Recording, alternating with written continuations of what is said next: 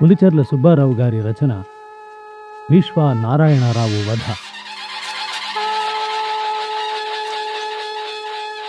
అధ్యాయం 14. ఆంధ్రదేశంలో మహారాష్ట్ర ప్రాభవాన్ని నిలబెడుతూ వచ్చింది గుత్తి ఒక్కటే. నా శక్తియుక్తులన్నీ ఉపయోగించి ఇన్నాళ్ళు అక్కడ నిలవగలిగాను. అయితే అది నా గొప్పతనమని నేను భ్రమించడం లేదు. పుణేలోని మహారాష్ట్ర నాయకుల సంఘీభావం చూసి జడిసి నిజాం కానీ అతని సామంతులైన కడప కర్నూలు నవాబులు గాని హైదరాలీ గాని గుత్తివైపు తేరి చూడలేకపోయారు అన్నాడు మురారిరావు ఘోర్పడే. అతను ఇప్పుడు రఘునాథరావు దాదా శిబిరంలో ఉన్నాడు. 60 ఏళ్లు దాటిన ఆ వృద్ధ మరాఠీ జోదును తనకు మద్దతుగా ఉండడానికై దాదా పిలిపించుకున్నాడు. ఔరంగజేబునే గడగడలాడించిన సంతాజీ ఘోర్పడే వంశీకుడు మురారిరావు. కర్ణాటక యుద్ధాలలో ఇచ్చవచ్చినట్లు వీరవిహారం చేసి దక్షిణ భారతమంతటా పేరు మోసిన వీరుడు. అలాంటివాడు తనకు బాసట అయితే వారసత్వ యుద్ధంలో గెలుపు తేలిక అనే భావం దాదా మనస్సులో స్థిరంగా పాదుకుని ఉంది. కాని ఇప్పుడతడు ఎందుకిలా మాట్లాడుతున్నాడో దాదాకు అర్థం కాలేదు. ఇప్పుడైతే మాత్రం గుత్తిదుర్గం భద్రతకు తమ భద్రతకు వచ్చిన ఆపద ఏమిటి? ఇంతకన్నా ఏం కావాలి శ్రీమంత్? ఇన్నాళ్ళు శత్రువులు తేరి చూడడానికి కూడా వీలులేని పీష్వా వంశానికి ఒక మాయని మచ్చ ఏర్పడింది. పుణే నగరంలో పట్టపగలు పినతండ్రి సమక్షంలో ఒక శ్రీమంతుడు దారుణంగా హత్య చేయబడ్డాడు. పొరుపు లేని పొరుపు ఎరుగని మరాఠీ నాయకుల్లో పొరుపులు ఏర్పడి ఒకరి గొంతుక ఒకరు ఉత్తరించడానికి సర్వసన్నద్ధమై ఉన్నారు. ఈ స్థితిలో మహారాష్ట్ర రాజ్యం శత్రువుల దృష్టిలో ఎంత చులకనైపోతోందో తమరు ఆలోచించారా? ఒకవైపు ఆంగ్లేయులు, మరొకవైపు నిజాం, ఇంకొక వైపు హైదరాలీ మన సామ్రాజ్యాన్ని మట్టిపాలు చేయరా? అందరూ ఎలా ఉన్నా హైదరాలీ గుత్తిని కబళించకుండా ఉండగలడా? ఆవేశంతో సంచలిస్తూ అనేశాడు మురారిరావు. మళ్ళీ చెబుతున్నాను, నారాయణరావు హత్య నేను చేయించలేదు. బంధించడానికి ఆజ్ఞ ఇస్తే ఆ దుర్మార్గులు చంపివేశారు. నాపై ఏమాత్రం గౌరవం ఉన్నా మీరిది నమ్మండి. తమపై అంతులేని గౌరవం ఉండబట్టే ఇంతగా చెబుతున్నాను శ్రీమంత్. తమరు హంతకులని నేను అనడం లేదు. కాని మహారాష్ట్ర లోకం కోడై కూస్తోంది. రామశాస్త్రి గారి తీర్పును ఆధారంగా చేసుకుని బారాభాయిలు తమపై కత్తులు నూరుతున్నారు. వారి బారి నుండి తప్పించుకోవడానికి తమరు ఆ నిజాముకు, హైదరాలీకి జిల్లాలకు జిల్లాలే లంచంగా సమర్పించుకుంటూ మన పూర్వులు రక్తం ఓడ్చి సాధించిన సామ్రాజ్యాన్ని కూలదోస్తున్నారు. ఈ విద్రోహ చర్య తగదని సవినీయంగా మనవి చేసుకుంటున్నాను. ఆ మాటలతో పాతాళానికి కృంగిపోయినట్లు అయ్యింది దాదాకు. తులకు ఆంధ్రదేశంలోని గుత్తికి కూడా తన అపకీర్తి లతలు పాకాయి. ఇక తనకు ఎవరు దిక్కు?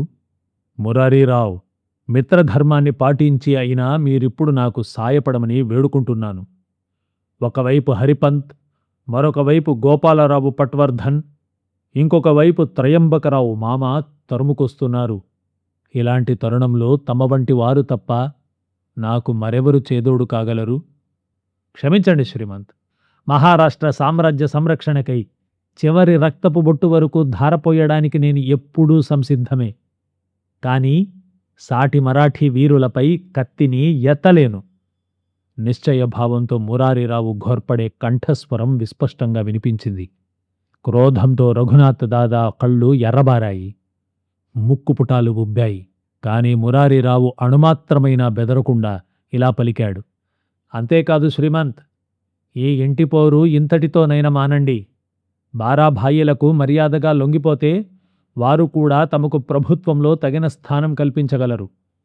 పరాయి వారి కాళ్లు పట్టుకుని ప్రాకులాడే కంటే మనవారి చేతులు పట్టుకోవడం ఉత్తమం అని నా సలహా. ఆపైన మీ ఇష్టం, మీ చిత్తం అని శిబిరం నుండి బయటపడి అక్కడ క్షణమైనా నిలవకుండా గుత్తి దిక్కుగా ప్రయాణమయ్యాడు మురారిరావు ఘోర్పడే. కర్ణాటకంలో తనకున్నాడనుకున్న ఒక్కడు అలా నిర్మోహమాటంగా చెప్పేసి వెళ్ళిపోవడంతో రఘునాథరావు నిశ్చేష్టుడయ్యాడు. ఎటు చూసినా ఏ దిక్కు తోచడం లేదు. ఆనందీబాయి దుర్బోధలకు చెవియొగ్గిన తన తెలివి తక్కువ తనానిని నిందించుకున్నాడు. ఇప్పుడు ఎవర్నని ఏం ప్రయోజనం? తాను తవ్వుకున్న గోతిలో తాను పడుతున్నాడనిపిస్తోంది. రఘునాథరావులో పౌరుషం తలెత్తింది. ఆ గొయ్యి నేను తవ్వలేదు. తవ్వని గొయ్యిలో పడవలసిన అగత్యం నాకు పట్టదు. పేష్వా గద్దెను వదలను, ఏమైనా సరే అని మనసులో అనుకున్నాడు. సర్కార్, తులాజీ పవార్ బెరుకుగా పలకరించాడు. ఏమిటి అన్నట్లు చూశాడు దాదా. కసేగాం వద్ద త్రయంబకరావు మామ కొంత సైన్యంతో మాత్రమే ఉన్నట్లు తెలిసింది. ఆ సంగతి నాకు తెలుసు. అతన్ని మభ్యపెట్టడానికి సంధి సంప్రదింపులు అనే నాటకం జరుపుతున్నాం గదా. అవును సర్కార్. వారు ఇప్పుడు సంప్రదింపుల్ని నమ్మి చాలా బేఫర్వాగా ఉన్నారని తెలుస్తోంది. వారి పని పట్టడానికి ఇదే తగిన తరుణం. తప్పకుండా ఈ ముసలి నక్కను తొలగిస్తే ప్రస్తుతానికి పీడ వదిలిపోతుంది. ఇలాంటి వారి ఎడ వెన్నుపోటే తగిన సాధనం. ఇంకా ఆలస్యమెందుకు? సైన్యం సిద్ధం చేయించు. హరిపంత్ అతనికి సహాయం రాకముందే చంపేయాలి. క్షణాలపై ఫౌజు సిద్ధమయింది. పంఢరీపురం నుండి కసేగావుకు 8 మైళ్ళు. అతి త్వరలో 8 మైళ్ళు గడిచి అజాగ్రత్తగా ఉన్న త్రయంబకరావు మామ శిబిరాలపై విరుచుకుపడ్డాడు దాదా. తన సైన్యం ఎదుటి సైన్యంలో 4వ వంతు లేకపోయినా మామాజీ జంకక వారిని ఎదుర్కొన్నాడు. దండును పురికొలుపుతూ ఎక్కడ చూసినా తానే అవుతూ విజృంభించాడు. అతని ధాటికి రఘునాథ్ దాదా అపార సైన్యం కూడా వెనకంజ వేసింది. ఇక లాభం లేదని తన ఫిరంగి దళాన్ని పురికొల్పాడు దాదా. 4 వైపులా ఫిరంగులు మోహరించి మామాజీ దళంపై గుళ్లవర్షం కురిపించాడు. అశ్వారూఢుడైన మామ ముసలి సింహం వలె విజృంభించి ఫిరంగుల్ని పేల్చే గార్డీలను పలువురిని నరికివేశాడు. కాని తుదకు ఒక బలమైన కత్తిదెబ్బకు గురై గుర్రంపై ఒరిగిపోయాడు. వెంటనే రఘునాథ్ దాదా సైనికులు అతన్ని బంధించారు. మామాజీ దళంలో చావకుండా మిగిలినవారు పారిపోయారు. త్రయంబకరావు మామ కడుపులో బలమైన వ్రేటు తగిలింది. ప్రేగులు వెలువడ్డాయి. రక్తం ఉవ్వెత్తున ప్రవహించసాగింది. అయినప్పటికీ ఆ వృద్ధవీరుడు చలించలేదు. పొట్ట చుట్టూ గట్టిగా వస్త్రం చుట్టి నిటారుగా నిలబెట్టాడు. గార్డీలు అతన్ని దాదాసాహెబ్ ఎదుట నిలబెట్టారు. తన తండ్రి బాజీరావుచే బావా అని పిలువబడినవాడు, సదాశివ భావోకు మేనమామ, చిన్ననాడు తనను ఎత్తిపెంచిన మామ, అనేక యుద్ధాల్లో ఆరితేరిన వృద్ధమూర్తి త్రయంబకరావు మామను ఆ స్థితిలో చూడగానే రఘునాథరావులో కరుడుగట్టిన కక్ష అంతా కరిగిపోయింది. అతని కళ్ళంట బాష్పబిందువులు జలజలా రాలాయి. మామా అంటూ దగ్గరకు వచ్చాడు. కాని త్రయంబకరావు ఒక అడుగు వెనక్కి వేసి, నన్ను ముట్టకురా పుత్రఘాతకుడా అన్నాడు కోపంగా. రక్తం వెల్లువలై ప్రవహిస్తూ ప్రాణాపాయ దశలో ఉండి దాదాజీని తూలనాడిన మామాజీని మొరటుగా ఈడ్చుకుపోయి ఒకచోట బంధించారు గార్డీలు. ఎలాంటి వైద్య సదుపాయమూ కలిగించలేదు. అధికంగా రక్తం కోల్పోవడం వల్ల త్రయంబకరావుకు స్పృహ తప్పింది. మరునాడు ఉదయానికి మామాజీ మరణించి ఉన్నాడు. అతని శవాన్ని సగౌరవంగా పురందరు కోటకు పంపించాడు రఘునాథరావు. 30 ఏళ్లుగా మరాఠీ సైన్యానికి పట్టుగొమ్మవలే నిలిచిన త్రయంబకరావు మరణానికి మహారాష్ట్రులంతా విలపించారు. తమ కుడిభుజం కూలిపోయిందని బారాభాయీలు వాపోయారు. హరిపంత్ వారిని ఓదార్చి రఘునాథ్ దాదా అంతు చూస్తానని ప్రతిజ్ఞ చేశాడు.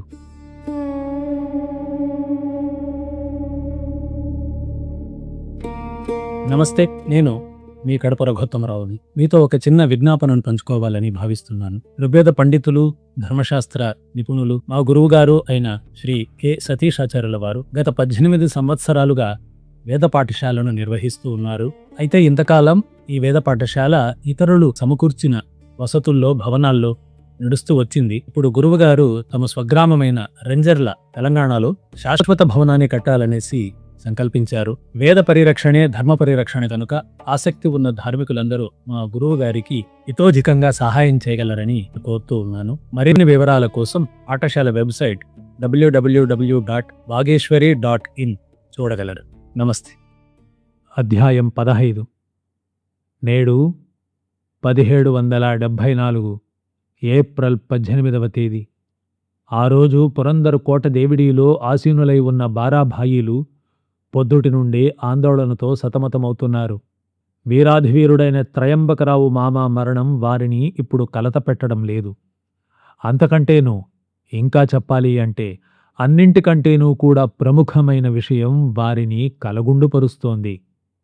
ముఖ్యంగా నానా ఫర్నవీసు మనస్సులోనే లేదు. అంతఃపురంలో గంగాబాయి ప్రసవ వేదన అనుభవిస్తోంది. ఆమె దగ్గర పార్వతీబాయి, దుర్గాబాయి ఉన్నారు. కోటలోని వారంతా కలగబోయే సంతానం గురించి 1000 కళ్లతో ఎదురుచూస్తున్నారు. లోలోపల ఎంత కలవరపాటు ఉన్నా నానా ఫర్నవీసు పైకి మాత్రం నిర్లిప్తంగా ఉన్నాడు. పురుష సంతానమే కలగాలని అతడు 1000 దేవతలకు మొక్కుకుంటున్నాడు. అయితే కర్మవశాత్తు ఆడపిల్ల పుట్టినప్పటికీ పరిస్థితిని ఎదుర్కోవడానికి అతడు సర్వసన్నద్ధుడై ఉన్నాడు. క్షణాలపై ఆలీ బహద్దూర్ను పీష్వాగా ప్రకటించడానికి అన్ని ఏర్పాట్లు చేసి ఉంచాడు. కీడెంచి మేలెంచడం నానా నడిపే రాజనీతి. ఉన్నాడు, భగవంతుడు ఉన్నాడు. శిష్టరక్షణ, దుష్టశిక్షణ చెయ్యడానికి తప్పక అవతరిస్తాడు, సందేహం లేదు అని పాటికి 10 సార్లు అనుకున్నా అతని మనస్సు నిమ్మళించడం లేదు. ఈ రోజు కోసమే తను ఇన్నాళ్లు ఎదురుచూశాడు. ఈ రోజు కోసమే బహుశా భారతదేశమంతా ఎదురుచూస్తోంది. అబ్బా, రాజకీయాలు ఎంత భయంకరమైనవి!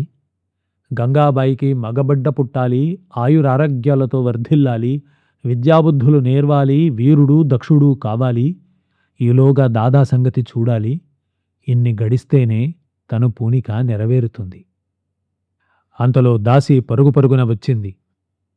క్షణకాలం నానా గుండె ఆగినట్లయింది. అయ్యా, అయ్యలారా, శుభవార్త! బారాభాయిలంతా ఎగిరి గంతేశారు. గంగాబాయికి మగబిడ్డ, శ్రీమంతుడు జన్మించాడు అన్నాడు నానా ఉద్వేగం అణుచుకొని. తక్కిన భాయీలు నానావలే నిగ్రహం పాటించలేదు. ఒకరిని ఒకరు కౌగిలించుకున్నారు. ఒకరి నోట్లో ఒకరు పంచదార పోసుకున్నారు. నిమిషమాత్రంలో పురందరు కోట అంతా ఆనంద కోలాహలం చెలరేగింది. ఎక్కడ విన్నా శ్రీమంతుడు పుట్టాడు అన్న మాట తప్ప మరొకటి వినబడడం లేదు. పుణే నగరంలో ఈ వార్త తెలియగానే పౌరులంతా పండగ చేసుకున్నారు. ఉత్సవాలు, వేడుకలు కొనసాగాయి. మహారాష్ట్ర సామ్రాజ్యమంతటా దేవతార్చన జరిగింది. మిఠాయిలు పంచిపెట్టబడ్డాయి. అప్పటి వరకు అటూ ఇటూ ఊగిసలాడుతున్న కొద్దిమంది సర్దారులు కూడా ఇప్పుడు బారాభాయిల పక్షాన చేరడంతో రఘునాథరావు ఏకాకి అయ్యాడు. దక్షిణాదిన తనకు రక్షకులెవరూ లేరని గ్రహించాడు. తులాజీ పవారును హైదరాలీకి అప్పగించి ఉత్తర దిక్కుగా పారిపోవడం మొదలుపెట్టాడు. కాని పుణే సైన్యం అతన్ని వెన్నంటి తరమసాగింది. నాగపూర్లోని మధోజీ భోన్స్లేకు మహమ్మద్ యూసఫ్ను అప్పగించి ఇండోరు దిక్కుగా పయనం సాగించాడు దాదా. అప్పుడే పుట్టిన శిశువు పీష్వా మాధవరావు వలె గొప్ప వీరుడు, ఉత్తమ పాలకుడు కావాలన్న ఆకాంక్షతో అతనికి మాధవరావు నారాయణ్ అన్న నామకరణం చేశారు. అతనికే సవాయ్ మాధవరావు అన్న నామాంతరం కూడా కలిగింది. 1 నెల గడిచాక ఛత్రపతి నుండి ఆ శిశువునే పీష్వాగా నియమిస్తూ ప్రకటన వెలువడింది. అధ్యాయం 16. ఉత్తర మధ్య భారతాలలో మహారాష్ట్ర ప్రాభవానికి పట్టుగొమ్మలు సింధియా, హోల్కర్లు. రానోజీ సింధియా గ్వాలియర్లోనూ, మల్హరరావు హోల్కర్ ఇందోర్లోనూ పీష్వాకు లోబడి సుస్థిర రాజ్యాలు స్థాపించి ఉన్నారు.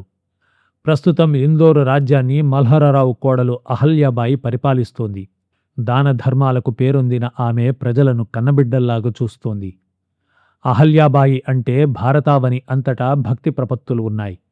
మహేశ్వర్లో పూజా పునస్కారాలతో కాలం వెళ్లబుచ్చుతున్నప్పటికీ రాజకార్యాలు ఏమరలేదు. సైన్యమంతా తూకోజీ హోల్కర్ అనే వీరుని ఆధీనంలో చేసి ఏలుతోంది ఆ ఉత్తమురాలు. అలాంటి ఇందోరు రాజ్యంలోకి అడుగు మోపాడన్నమాటే గాని రఘునాథరావు దాదా ప్రతిక్షణము సిగ్గుతో చిమిడిపోతున్నాడు. తూకోజీ హోల్కర్ అతని స్నేహితుడే. అతనితో దాదాకు ఎలాంటి పేచీ లేదు.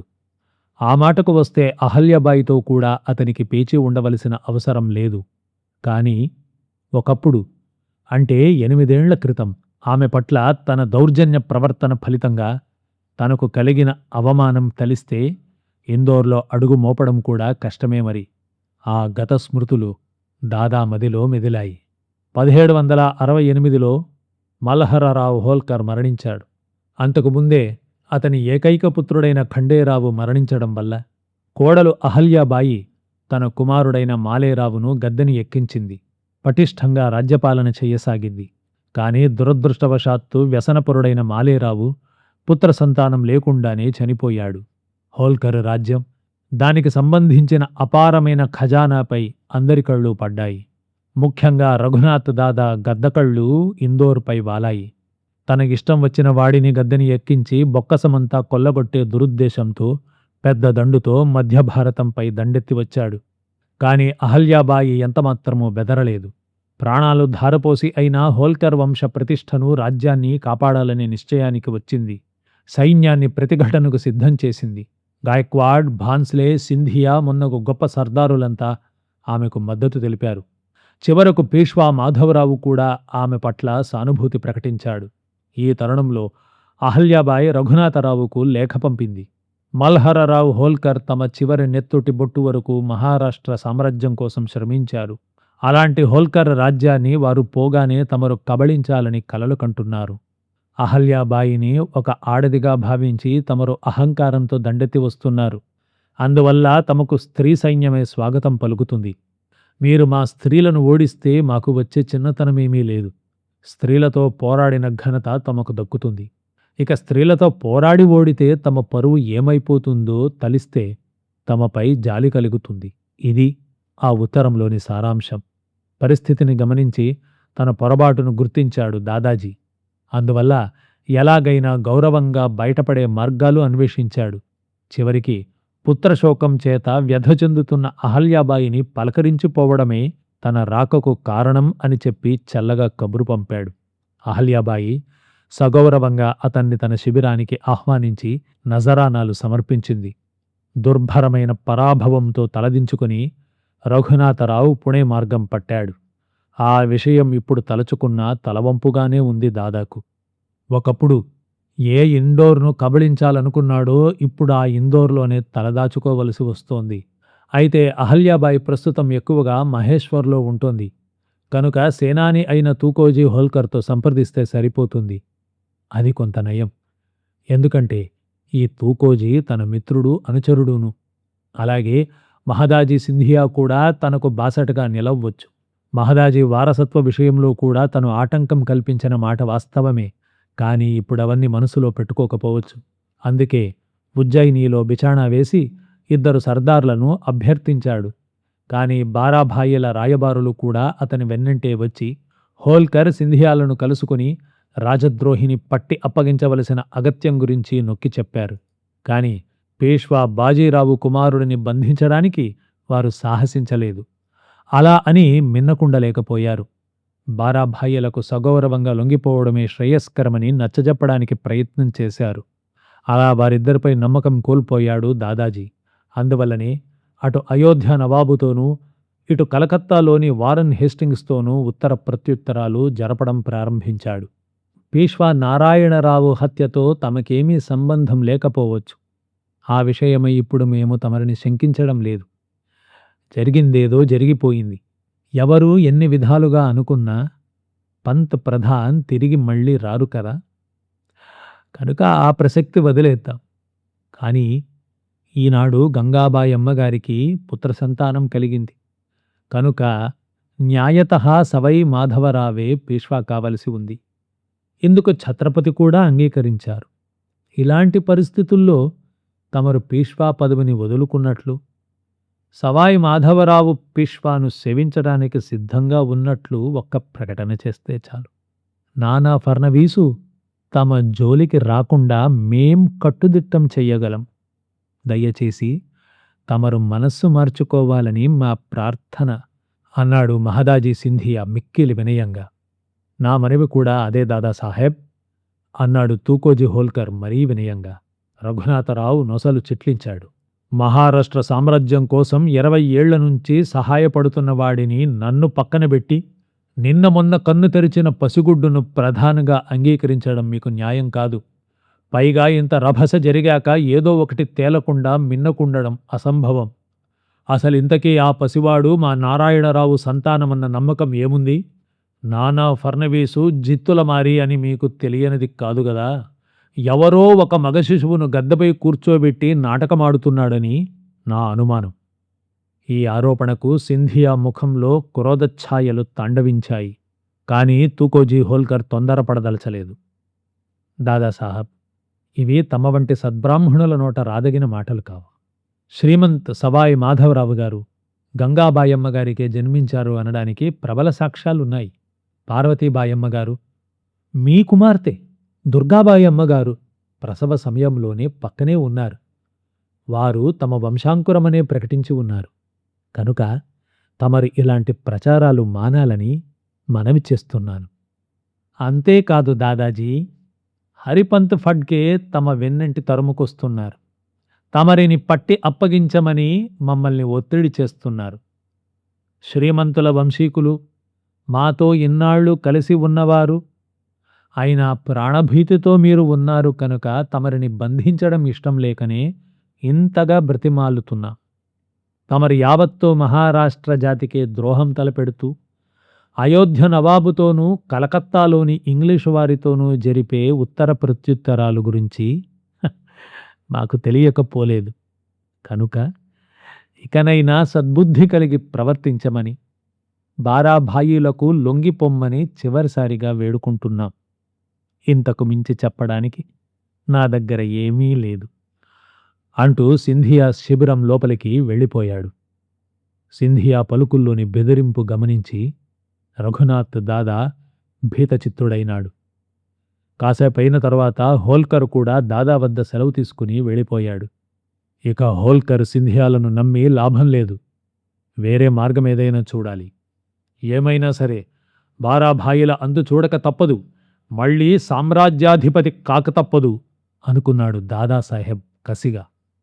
ఆ మర్నాడే హోల్కర్ సింధియాల కన్నుగప్పి సతీ సమేతంగా థార్కు పారిపోయాడు. ఆ కాలంలో థార్ను ఖండేరావు పవార్ అనే మరాఠీ సర్దార్ ఏలుతున్నాడు. అతని రక్షణలో ఆనందీబాయిని ఉంచి గుజరాత్ వైపుగా పలాయనం చిత్తగించాడు దాదా. గుజరాత్ పాలకుడైన గోవిందరావు గైక్వాడ్ అతనికి ఆశ్రయమిచ్చాడు. కాని హరిపంత్ రఘునాథరావును వెన్నంటి తరుముతూ గుజరాత్లోకి చొచ్చుకు వచ్చాడు. బరోడా సమీపంలో జరిగిన సంగ్రామంలో చిత్తుగా ఓడిపోయి రఘునాథరావు సరాసరి సూరత్కు పారిపోయి ఆంగ్లేయుల శరణుజొచ్చాడు. ఇలాంటి అదను కోసమే ఇన్నాళ్ళు కాచుకొని ఉన్న ఇంగ్లీషు వారు అతనికి అభయమిచ్చారు. 500 మంది ఇంగ్లీషు వారితోనూ 1800 మంది సిపాయిలతోనూ తనకు బాసటగా వచ్చి పేష్వా గద్దపై నిలిపినట్లయితే బొంబాయి చుట్టుపట్ల ఉన్న థానా, బాసీన్, సాల్పెట్టి ద్వీపాలను ఇంగ్లీష్ ఈస్ట్ ఇండియా కంపెనీ వారికి శాశ్వతంగా ఇచ్చివేయడానికి ఒప్పుకున్నాడు రఘునాథరావు. అలా కేవలం తన స్వార్థం కోసం శివాజీ, బాజీరావుల వంటి మహనీయులు స్థాపించి పెంపొందించిన మహారాష్ట్ర స్వాతంత్ర్యాన్ని విదేశీయులకు తాకట్టు పెట్టాడు దాదా. స్వాతంత్రాన్ని తాకట్టు పెట్టడంతో పాటు 6 లక్షలు విలువ చేసే తన నగలను బొంబాయి కంపెనీ వారికడ తాకట్టు పెట్టాడు. మోస్టిన్ ప్రయత్నాలు ఇన్నాళ్లకు ఫలించాయి. బారాభాయిల బాధ్యతలు పెరిగాయి. తొలుత కుటుంబ కలహంగా ప్రారంభమైనది చివరకు భారత జాతీయ సమస్యగా రూపొందింది. మహారాష్ట్ర జాతి, దానితో పాటు హైదరాలీ తదితర జాతీయ నాయకులందరూ ఆంగ్లేయులను ఎదుర్కోవడానికి నడుం బిగించారు. అధ్యాయం 17. 1778 నవంబర్ 24వ తేదీ. బొంబాయి రేవు పట్టణం మున్నెన్నడూ ఎరుగనంత కోలాహలంగా ఉంది. పట్టణ మైదానంలో సిపాయిలు బారులు తీర్చి నిలిచి ఉన్నారు. ఎగర్టన్ దొరగారు ఆజ్ఞ ఇవ్వడమే తరువాయి పుణే వైపు పరుగులు తీయడానికి వారంతా సర్వసన్నద్ధులై ఉన్నారు. కాని ఫిరంగి శకటాలు, ఆహార సామగ్రి ఇంకా సిద్ధం కాలేదు. అందుకని ఎగర్టన్ దొరగారు తొందరపడటం లేదు. ఎగర్టన్ సైన్య విభాగాలన్నింటినీ తేరిపారచూశారు. 500 మంది ఇంగ్లీషు సోల్జర్స్, 2000 మంది సిపాయిలు, వీరికి తోడు రఘునాథ్ దాదా సైనికులు 7000 మంది. ఇంగ్లీషు దళంలో స్టివార్ట్, కే, కాక్బర్న్ వంటి ఉద్దండులున్నారు. ఎగర్టన్ ముఖంలో తృప్తి వెల్లివిరిసింది. చాలు, ఈ మాత్రపు సేనతో బొంబాయి నుండి కలకత్తా వరకు నిరాఘాటంగా సాగిపోవచ్చు. పుణే ఎంత, దాని బిసాతు ఎంత అని మనసులో అనుకున్నాడు ఎగర్టన్. కొంత దూరాన నిలబడి ఖరక్ సింగ్తో మాట్లాడుతున్న రఘునాథ్ దాదాపై ఎగర్టన్ దృష్టి ప్రసరించింది. వెంటనే అతని మొహమంతా అసహ్యభావం నిండిపోయింది. ఇంతటి అసమర్థుడు, కుటిలుడు, వ్యసనపరుడు పిష్వాల వంశంలో పుట్టి ఉండడు. ఈ 3 ఏళ్ల నుండి కంపెనీ వారికి ఇతని వల్ల ఎంత నష్టం! కలకత్తా, మద్రాసు కంపెనీలతో సమానంగా ఏదో సాధించాలని ఇతని పక్షం వహించినందుకు బొంబాయి వారికి నేటి వరకు పిసరంతైన లాభం కలగలేదు. పైపెచ్చు గవర్నర్ జనరల్కు, గవర్నర్కు మధ్య పొరుపులు, మనస్తాపాలును. పుణే గద్దపై ఇతన్ని మళ్లీ నెలకొల్పడానికి ప్రయత్నాలు చేస్తున్నా వీడికి తృప్తి అనేది కలగడం లేదు. ఎప్పుడూ ఒకటే సాధింపు. 42 ఏళ్లు ఇంకా నిండకపోయినా మనిషిని చూస్తే 60 ఏళ్ల వాడిలా ఉన్నాడు. దుర్వ్యసనాలు మితిమీరితే ఏమవుతుంది మరి? సైన్యం నడపగల శక్తి ఇతనికి ఏమాత్రం ఉన్నట్లుగా లేదు. రఘునాథ్ దాదా తన వైపే రావడం గమనించిన ఎగర్టన్ తన దృష్టిని సైన్యం వైపు తిప్పాడు. దొరగారేదో దీర్ఘాలోచనలో మునిగి ఉన్నట్లున్నారు. పుణే చేరే లోపల మనకు సహాయపడగలవారెవరు అని. నా మాట నమ్మండి దొరగారు, ఒక్క నానా ఫర్నవీస్ తప్ప బారాభాయిల్లో అందరికీ నేనంటే అభిమానమే. అందులోనూ ముఖ్యంగా మొరోబా ఫర్నవీస్కు నేనంటే ప్రాణం. అతడు, సఖారాం బాపు కలిసి నన్ను రమ్మని చెబితే కదా మనం ప్రయాణం సాగిస్తున్నాం. ట్రూ, కానీ మొరోబా ఫర్నవీస్ బాపుల కుట్రలను మహదాజీ సింధియా అణచివేశాడని అంటున్నారు కదా. పైగా మొరోబాను జైల్లో వేశారట కదా. ఇలాంటి పరిస్థితుల్లో మనకు మద్దతిచ్చేదెవరు? హూ? అరే, సంశయించకండి దొరగారు. ఈ రఘునాథ్ దాదా అంటే మరాఠీ సైన్యంలోనూ ప్రజల్లోనూ ఎక్కడలేని భయభక్తులున్నాయి. నానా ఫర్నవీసుకు జడిసి ఎవరూ బయటపడడం లేదు, అంతే. ఎదురులేని ఇంగ్లీషు సేనతో నేను తరలివస్తూ ఉంటే ప్రజలంతా స్వాగతం పలుకుతారు. నిజాం, హైదరాలీ మొదలైన వారంతా అటునుంచి నరుక్కు వస్తారు. నా మాట నమ్మండి. ఎగర్టన్ నవ్వాడు. మిస్టర్ దాదా సాహాబ్, మీ మీద, ప్రజల మీద విశ్వాసంతో మేము బయలుదేరడం లేదు. No no no no no 500 English soldiers are enough. 500 మంది ఇంగ్లీషు సిపాయిలు చాలు ఆ బారాభాయిలందరినీ కూలదొయ్యడానికి. మా ఒక్క ఇంగ్లీషు సోల్జర్ మీ 50 మంది మరాఠీ సైనికులకు ఈక్వల్ అంటూ ఎకసెక్కాలాడుతూ ఫిరంగి శకటాలను పర్యవేక్షించడానికి వెళ్ళిపోయాడు. మహారాష్ట్రుల శౌర్య సాహసాలను ఎగర్టన్ ఎకసెక్కమాడిన తీరుకు రఘునాథ్కు ఒళ్ళుమండిపోయింది. కాని నిస్సహాయంగా నిట్టూర్చాడు. అజేయమై, శత్రు దుర్నిరీక్షమై వెలుగొందిన మహారాష్ట్ర ప్రభకు తన వల్ల ఎలాంటి గతి పట్టింది? 6 ఏళ్ల క్రితం వరకు మహారాష్ట్రం వైపు కన్నెత్తి చూడ్డానికి కూడా జంకే ఈ తెల్ల కుంకలకు ఎన్ని గుండెలు ఇచ్చాడు తను. తన్నును తానే నిందించుకుంటూ పశ్చాత్తాపంతో కుమిలిపోయాడు దాదా. నేను వ్యర్థుడను, కులద్రోహిని, దేశద్రోహిని. అందుకే దురదృష్ట దేవత నన్ను వెంటాడుతోంది. వ్యసనపురుణ్ణి కనుకనే చివరకు తన ప్రియభార్య ఆనందీభాయి కూడా నన్ను అసహ్యించుకొని తారుకు వెళ్ళిపోయింది అని మనసులో అనుకోసాగాడు. అంతట్లో భేరీలు, నగారాలు మ్రోగడంతో ఆలోచనల నుండి తెప్పరిల్లాడు రఘునాథరావు. సైనికుల్లో ఎక్కడ చూసినా మహోత్సాహం పరవళ్లు తొక్కుతోంది. వారి ఆయుధాలు ఎండలో తళతళమంటున్నాయి. శ్రీమంత్ పంత్ ప్రధాన్ రఘునాథ్ రావ్ దాదాసాహెబ్ కీ జై హో అన్న నినాదం ఒక్కుమ్మడిగా చెలరేగింది. ఆ నినాదం దాదాజీ హృదయ నిర్వేదాన్ని ఒక్కసారిగా పటాపంచలు చేసింది. ఇంగ్లీషు వారిపై క్రోధం అసహ్యమంతా ప్రేమగాను మెప్పుగాను మారిపోయింది. నిజంగా ఆంగ్లేయులు అసమాన పరాక్రమశాలురు, అజేయులు. వారి క్రమశిక్షణ అపూర్వం. కనుకనే 200 మందితో ఆర్కాటు విజయం పొందారు. కర్ణాటకం నుండి ఫ్రెంచి వారిని తరిమివేశారు. బుస్సీదొర అంతటివాడిని ఖైదు చేశారు. సిరాజుద్దౌలాను ఓడించి బెంగాల్ను ఆక్రమించుకున్నారు. నిజాంను బెదిరించి ఉత్తర సర్కార్ను లాక్కున్నారు. మొఘల్ చక్రవర్తిని, అయోధ్య నవాబును సులభంగా వశపరుచుకున్నారు. అలాంటి వారికి బారాభాయిలు ఒక లెక్క. వారంలోగా పుణేను ఆక్రమించి తనను పీష్వా చేస్తారు. మళ్లీ యావత్ భారతదేశంపై తన ప్రభ వెలుగుతుంది. భాసురమైన భావి రఘునాథ్ దాదా కళ్లకు కట్టినట్లయింది.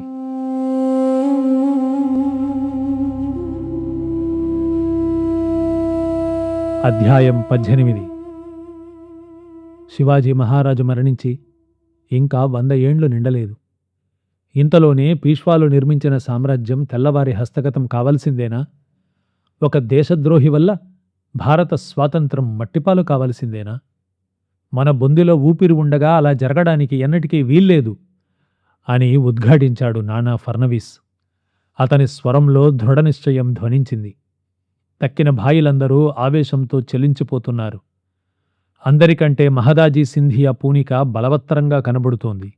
ఆర్కాట్, బెంగాల్, దక్కన్ సుభాల వలనే మహారాష్ట్రం కూడా తేలిగ్గా లొంగిపోతుందని ఆంగ్లేయులు భ్రమిస్తున్నారు.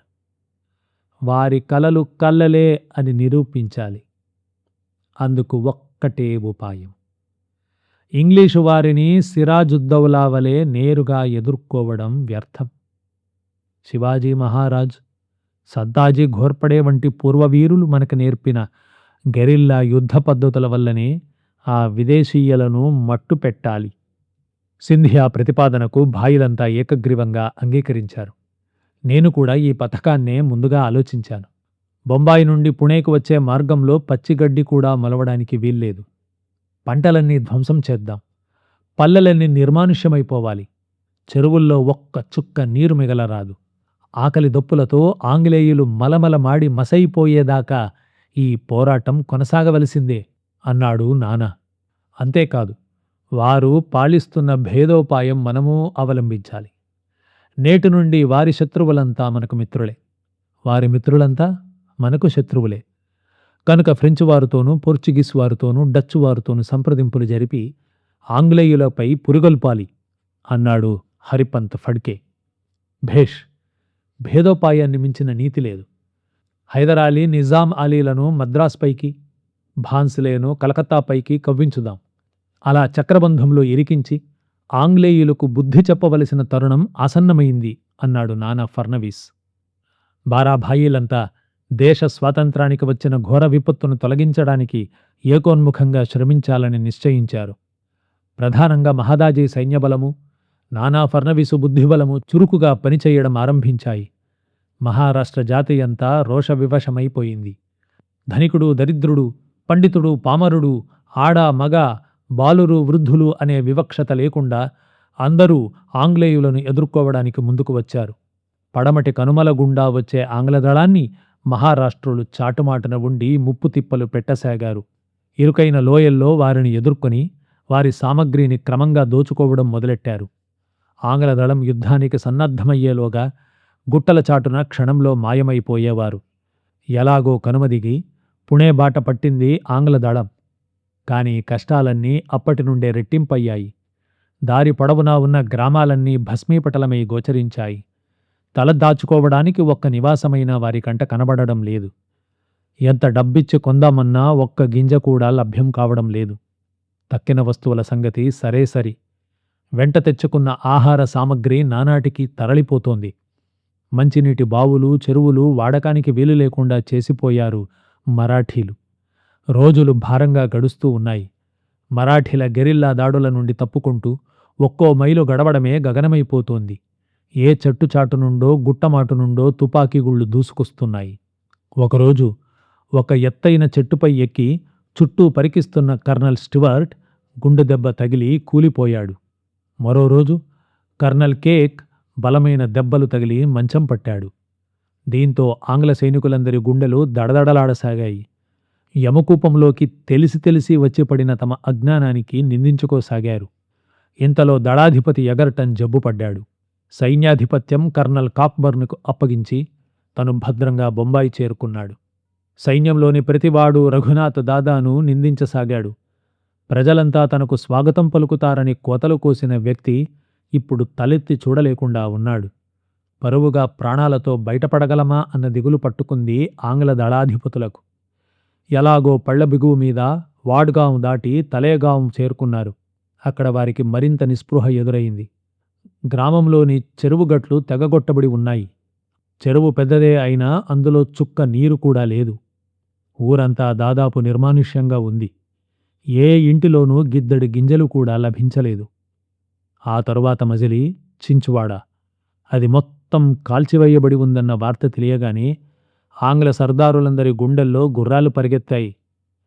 ముఖ్యులైన సేనానులంతా సత్వర సమావేశం జరిపారు. వెనువెంటనే బొంబాయి దారిపట్టి వీలైనంతవరకు ప్రాణాలు దక్కించుకోవడం ఒక్కటే మార్గం అని తీర్మానించారు. రాత్రికి రాత్రే వెనక్కి బయలుదేరి తెల్లవారేసరికి మళ్లీ వాడ్గాం చేరుకున్నారు. కాని లోయ చుట్టూ చెట్టు చెట్టుకు పుట్ట పుట్టకు సాయుధుడైన మరాఠీ సిపాయి ఉండడం కనబడింది. అందరూ నిస్సహాయంగా నిలిచిపోయారు. విధిలేక కళ్లబేరానికి వచ్చారు ఆంగ్లేయులు. కాని రఘునాథరావు బేషరతుగా లొంగిపోతేనే సంధి సంప్రదింపులు సాధ్యమవుతాయి అని మహదాజీ సింధియా, నానా ఫర్నవీసులు ఇద్దరూ నిక్కచ్చిగా తేల్చి చెప్పారు. సంధి షరతులు తేల్చుకునేందుకు ఫార్మర్ దొర సింధియా శిబిరానికి బయలుదేరాడు. అతని కళ్లకు గంతలు కట్టి పల్లకీని ఎక్కించి సింధియా శిబిరానికి తీసుకుపోయారు.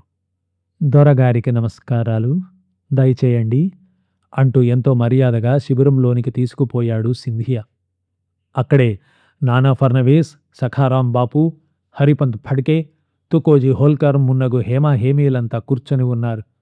మహారాష్ట్ర సామ్రాజ్య భారాన్ని తమ భుజ స్కంధాలపై వహిస్తున్న ఆ ఉన్నత వ్యక్తులకు ఫార్మర్ వందనం చేశాడు.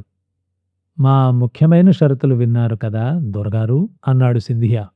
విన్నాం సింధియా మహారాజ్, కాని శరణు కోరుతూ వచ్చిన ఒక గొప్ప వ్యక్తిని శత్రువులకు అప్పగించడం మా ఆంగ్లజాతికి తీరని అవమానం. కనుక ఆ ఒక్క కండిషన్ను మీరు వదిలివేయాలని మా ప్రేయర్. మీ బలము ఎదిరి బలము తెలియకుండా ఆశ్రయం ఇచ్చిన నేరానికి మీకు ఈ అవమానం తప్పదు అని కటువుగా పలికాడు నాన్న. ఇంగ్లీషు వారి వర్తక వ్యాపారాలకు ఎన్నడూ ఎలాంటి ఆటంకం కలిగించలేదు మా మహారాష్ట్రులు. కాని కేవలం దుర్బుద్ధితో, స్వార్థచింతనతో మా రాజకీయాలలో జోక్యం కలిగించుకోవడం తప్పు అని ఇప్పటికైనా మీరు గమనించండి. ఇకపై ఎన్నడూ ఇలాంటి సాహసాలకు తలిపెట్టక తోక ముడుచుకొని బొంబాయిలో కూర్చోండి అన్నాడు హరిపంత్ కళ్లవెంట నిప్పులు కురిపిస్తూ. మహదాజీ సింధియా వాళ్లందరినీ కళ్లతోనే వారించాడు. క్షమించండి దొరగారు, ఆంగ్లేయుల అనవసర జోక్యానికి మేమే కాదు, భరత జాతి అంతా మండిపడుతోంది. అందువలన ఇలాంటి మాటలు రావడం ఆశ్చర్యం కాదు. ఇక మా షరతులు వినండి. మొదటిది చాలా ముఖ్యమైనది. రఘునాథ్ దాదాను బేషరతుగా మాకు అప్పగించాలి. రెండవది, ఆంగ్లేయులు ఆక్రమించిన సాల్శెట్టి, థానా మొదలైన ప్రదేశాలు తిరిగి మహారాష్ట్రులకే ఇచ్చివేయాలి. మూడో షరత్, మరాఠీ ఫౌజును ఎదుర్కోవడానికి బెంగాలు నుండి వస్తున్న సైన్యం వెంటనే వెనక్కి వెళ్ళిపోవాలి. నాలుగోది, పై మూడు షరతులు నెరవేరేదాకా ఇద్దరు ప్రముఖ ఆంగ్లేయులు మా దగ్గర పూచీగా పడి ఉండాలి. ఈ 4 షరతులకు ఒప్పుకుంటేనే సంధి, లేదా ఏం జరుగుతుందో ఈ అంతరాత్మకే తెలుసు. ఏమంటారు? సింధియా స్వరంలోని కాఠిన్యం, తక్కిన మరాఠీ సర్దారుల చూపులలోని క్రూరతను పరికించి ఫార్మర్ నోరెత్తడానికి భయపడ్డాడు. మీ కండిషన్స్ని మా కమాండర్కు చెబుతాను అంటూ సెలవు తీసుకుని వెళ్ళిపోయాడు. సంప్రదింపులు ఇలా జరుగుతూ ఉండగానే రాత్రికి రాత్రే ఆంగ్ల పటాలమంతా చుట్టూ ఫిరంగుల్ని పేర్చుకుని తప్పించుకుపోవడానికి ప్రయత్నం చేసింది. కాని తెల్లవారేలోగా మరాఠీ ఫౌజు వారిని చుట్టివేసి నిలవరించింది. అప్పుడు జరిగిన పోరాటంలో 50 మంది ఆంగ్లేయులు, 400 మంది సిపాయిలు నేలకూలారు. దాంతో అన్ని ఆశలు వదులుకొని సంధి పత్రాలపై సంతకాలు చేసి రఘునాథరావును సింధియాకు ఒప్పగించారు ఆంగ్లేయులు. దాదాతో పాటే ఖరక్ సింగ్ కూడా సింధియా చేతికి చిక్కాడు. అతన్ని చిత్రహింసల పాలు చేసి చంపడం జరిగింది. వెంటనే ఆంగ్లేయులకు కావలసిన ఆహార పానీయాలు సమకూర్చారు. 20,000 మంది మహారాష్ట్ర సైనికులు వెంటరాగా త్వరలోనే వట్టి చేతులతో కొంకణ తీరం చేరుకున్నారు ఆంగ్లేయులు. అలా భారతదేశమంతటా ఆంగ్లేయుల ప్రతిష్ఠ దెబ్బతిన్నది. మరికొన్ని దినాలకు సింధియా కాపలా నుండి తప్పించుకుని మళ్లీ బొంబాయి చేరుకున్నాడు రఘునాథరావు. వాడ్గాం సంధిని కాలదన్ని మళ్లీ యుద్ధానికి పూనుకున్నారు ఆంగ్లేయులు. మహారాష్ట్రులు వెనకడుగు వేయక వారిని ఎదుర్కోవడమే కాక హైదరాలీని మద్రాసు వైపుకు పురిగొల్పారు. 4 ఏళ్లు యుద్ధం జరిగాక మళ్లీ లొంగిపోయి రఘునాథరావును సింధియాకు ఒప్పగించారు ఆంగ్లేయులు.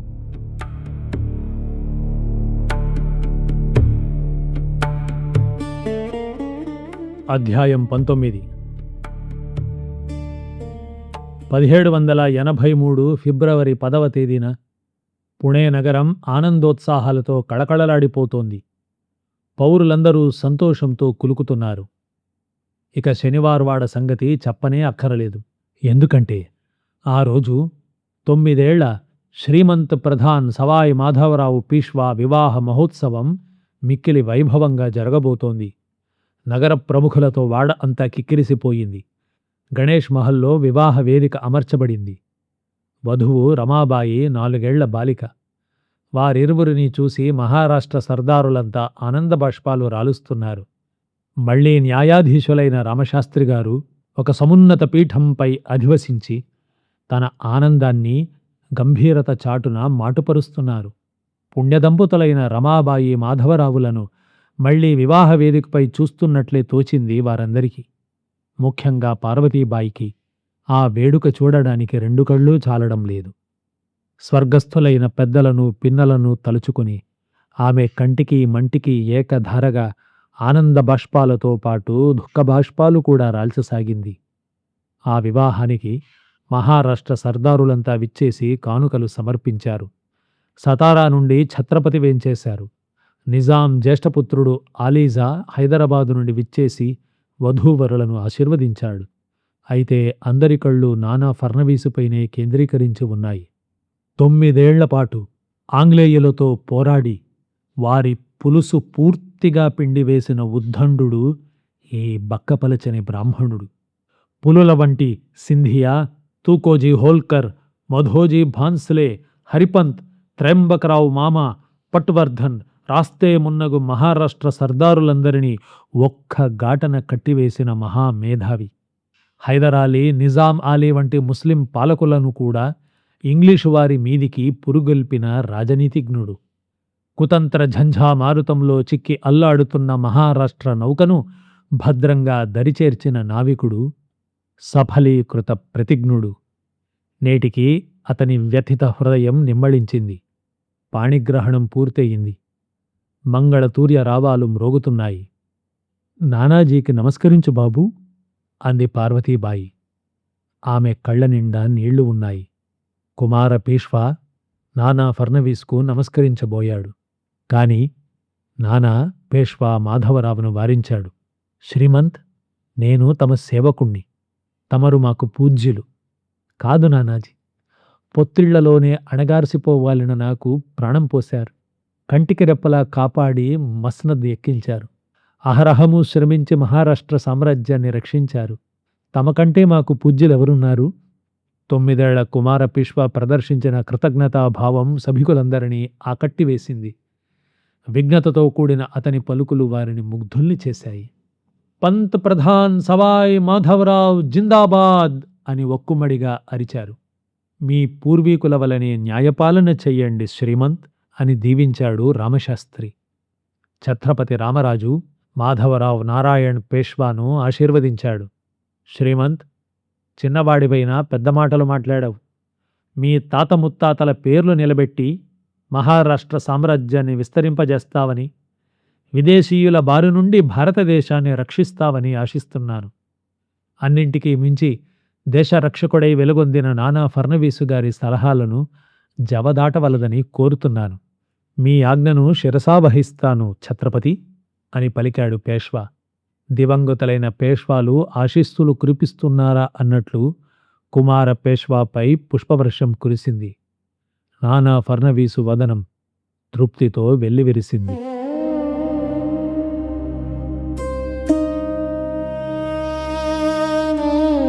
అధ్యాయం 20. పేష్వా పదవిని ఇష్టాపూర్తిగా పరిత్యజిస్తున్నట్లుగా ప్రకటించి బారాభాయిలకు లొంగిపోయి కోపర్గావ్లో నెలకొన్నాడు రఘునాథరావు దాదా. అతని హృదయం ఇప్పుడు పశ్చాత్తాపంతోనూ నిర్వేదంతోనూ నిండిపోయింది. తన అధికార కాంక్ష ఎంతటి దారుణాలకు దారితీసిందో తలుచుకుని కృంగిపోవడం మొదలుపెట్టాడు. ఎన్ని హత్యలు, ఎంత రక్తపాతం! దాదాజీ, నా ప్రాణాలు రక్షించు అంటూ తన పాదాలు పట్టుకొని ప్రాణభీతితో వేడుకున్న నారాయణరావు దీనవదనమే అతనికి ఇప్పుడు అనుక్షణము గుర్తుకొస్తోంది. అంతటి దారుణం ఆచరించిన గార్డీలంతా ఏరి? సుమేర్ సింగ్ 1771లో ఇందోర్లో దారుణ మరణం పాలయ్యాడు. ఖరక్ సింగ్ 1779లో వాడ్గాం వద్ద తనతో బాటు బారాభాయిలకు దొరికిపోయి నరికివేయబడ్డాడు. 1779లో తులాజీ పవార్ హైదరాలీ చేత అప్పగించబడి చిత్రవధ పాలయ్యాడు. ఇహ మొహమ్మద్ యూసఫ్ అక్కడక్కడ అడవుల్లో దాగి ఉండి 1775లో దొరికిపోయి చంపబడ్డాడు. ఇలా పేష్వా నారాయణరావు వధలో పాల్గొన్నవారంతా ఏదో ఒక విధంగా ప్రతిఫలం అనుభవించారు. తరువాత ఆనందీబాయి సంగతి చెప్పనక్కరలేదు. పరుల పంచన చేరి అష్టకష్టాలు పడుతోంది. ఇహ తను అంటూ నిట్టూర్పులు విడిచాడు రఘునాథరావు. భగవాన్, ఈ దుష్టుడి పాపాలకు నిష్కృతే లేదు. అసలు ఈ నికృష్టుడే మహారాష్ట్ర సామ్రాజ్యం పాలిట ధూమకేతు. అన్న బాలాజీరావు తనని ఎంతో ఆదరంగా చూసేవాడు. తన తప్పులను ఎన్నింటినో మన్నించేవాడు, సహించేవాడు. పాపం పానిపట్టు ఓటమి తరువాత దిగులుతో మంచం పట్టి తనను దగ్గరకు పిలిపించుకొని, తమ్ముడు, నేను వెళ్ళిపోతున్నాను. ఇక మరాఠీ రియాసత్కు నువ్వే దిక్కు.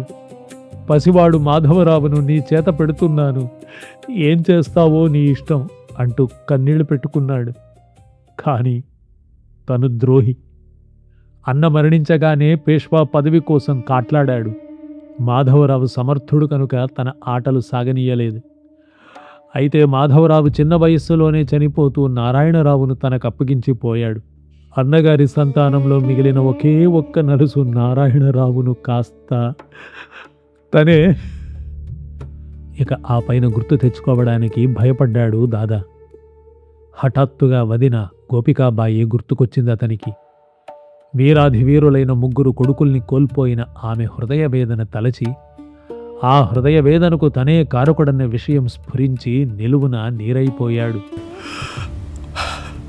మానాజీ, దాదాసాహబ్, అన్ని కష్టసుఖాల్లోనూ అతని వెన్నంటి ఉన్న మానాజీ సవినయంగా తలవంచాడు. వదిన గారు ఇప్పుడు ఎక్కడున్నారు? నాసిక్లో ఉన్నారట. ఎలా ఉన్నారు? మొదట్లో కొంచెం మనశ్చాంచల్యం కలిగిందట. కానీ ఇప్పుడు ప్రశాంతంగా కాలం గడుపుతున్నారని విన్నాను. ఒక్కసారి ఆ మహాతల్లి దర్శనం చేసి క్షమాపణ కోరకపోతే ఈ జీవికి మనశ్శాంతి లభించేటట్లు లేదు మానాజీ, లభించేటట్లు లేదు. దాదా స్వరం గద్గదమైపోవడం గమనించి మానాజీ నివ్వెరపోయాడు. అదెంత పని సర్కార్, మనం నేరుగా నాసిక్కు వెళదాం, వారి దర్శనం చేసుకుందాం. అలా కాదు మానాజీ, అలా కాదు. మొదట నువ్వు వెళ్ళి ఆమె అనుమతి తీసుకురావాలి. నా మొహం చూడ్డానికైనా ఇష్టపడుతుందో లేదో వదిన. నేరుగా వెళ్ళి కంటపడితే పుత్రశోకం చేత కృంగిపోతున్న ఆమె శపించగలదని నాకు సందేహంగా ఉంది. సరే సర్కార్, నేనే వెళతాను. మానాజీ ఆ రోజే నాసిక్ వెళ్ళాడు. అక్కడ నాసిక్లో ఓ ఆశ్రమంలో గోపికాబాయి సర్వసంగ పరిత్యాగిని అయి కాలం గడుపుతోంది. మానాజీ ఆమె పాదాలకడ మోకరిల్లాడు. బాయి సాహెబా, తమ మరిదిగారు రఘునాథ దాదా తమ దర్శనం కోసం పరితపిస్తున్నారు. అందుకు మీరు అనుమతించాలని కోరుకురమ్మని నన్ను పంపారు. గోపికాబాయిని ఉద్వేగం ఒక క్షణకాలం ఆవహించింది. చేసిన పుత్రహత్యకు పశ్చాత్తాపడుతున్నాడా? అవును తల్లి, క్షణక్షణము కృంగిపోతున్నారు. తమ దర్శనం చేసి క్షమాపణ వేడనిది జీవించలేరు సర్దార్. అలా కాదు, గోదావరి నదిలో మునిగి బ్రాహ్మణ సమాజం ఎదుట ప్రాయశ్చిత్తం చేసుకుని సర్వపాపాలు క్షాళనం చేసుకున్న తర్వాత రావచ్చునని చెప్పు అని తన పూజలో నిమగ్నమైపోయింది గోపికాబాయి. మానాజీ కోపర్గాం వెళ్ళి ఆమె పలుకుల్ని దాదాకు విన్నమించాడు. రఘునాథరావు ప్రాయశ్చిత్తానికి వెంటనే అంగీకరించాడు. గోదావరి నదీ తీరాన పూజ్యులైన బ్రాహ్మణుల ఎదుట ప్రాయశ్చిత్తం చేసుకున్నాడు. మా అన్నగారి కుమారుడైన నారాయణరావును నిర్బంధించడానికి గారడీలను ప్రోత్సహించిన మాట నిజమే, కాని అతని హత్యలో మాత్రం నాకు ఎలాంటి ప్రమేయం లేదని పవిత్ర గోదావరి జలాలను అంటి ప్రమాణం చేస్తున్నాను అని ప్రకటించాడు. కర్మకాండ అంతా పూర్తయ్యాక గంగాపూర్ వద్ద గోపికాబాయిని సందర్శించాడు. ఆమె పాదాలకు సాష్టాంగ దండ ప్రణామం చేశాడు. వదినా, ఈ పాపిని మనసారా క్షమించు. ఈ మనోవ్యాధితో నేను ఇంకెంతో కాలం బ్రతకను. నీ పవిత్ర హస్తాలతో ఆశీర్వదించకపోతే నాకు ముక్తి లేదు, నాకు ముక్తి లేదు వదినా అంటూ విలపించసాగాడు. తుఫానులోని ఆకువలే సంచలించిపోతున్న మరిదిని చూసి గోపికాబాయికి దుఃఖం కట్టలు తెంచుకుంది. అతని తలపై చేతిని ఉంచి లేవనెత్తింది. బాబు, నా కొడుకులొకటి నువ్వొకటి కాదు. నిన్ను మనసారా మన్నిస్తున్నాను. గడిచిపోయిన దాన్ని పూర్తిగా మర్చిపోయి దైవ ధ్యానంతో ప్రశాంతంగా 100 ఏళ్ళు జీవించు. అంత మాట అనుకు వదిన. ఈ అపవాదుతో, ఈ గుండె బరువుతో 100 ఏళ్ల నరకం అనుభవించలేను. నేను ఎంత తొందరగా దాటిపోతే నాకు, ఈ దేశానికి అంత మంచిది. నువ్వు మనసారా క్షమాభిక్ష ప్రసాదించావు కదా, అంతే చాలు. ఇక సెలవు అంటూ ఆమె పాదాలకు మొక్కి కోపర్గావ్ వెళ్ళిపోయాడు. తన అధికార కాంక్షతో పేష్వా నారాయణరావు వధకు కారకుడై మహారాష్ట్ర సామ్రాజ్యాన్ని అల్లకల్లోలం కావించి దేశ ప్రజలందరి శాపవాక్కులకు గురి అయిన రఘునాథరావు దాదా మరో 4 నెలలకు తన 48వ ఏట మనోభారంతో కన్నుమూశాడు.